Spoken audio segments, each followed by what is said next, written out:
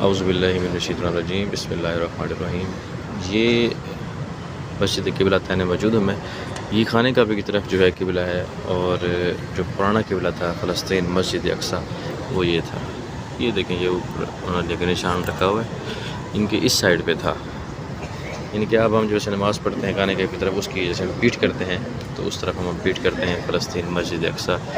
تو یہ وہ جگہ ہے جہاں پہ حضور علیہ الصلوۃ والسلام نے 2 رکعت نماز پڑھ کر خانہ کعبہ کی طرف رخ پھیرا تھا۔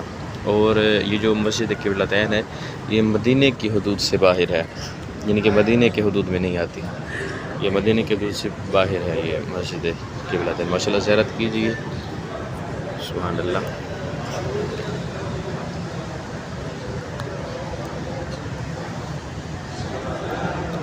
مسجد قبلتین۔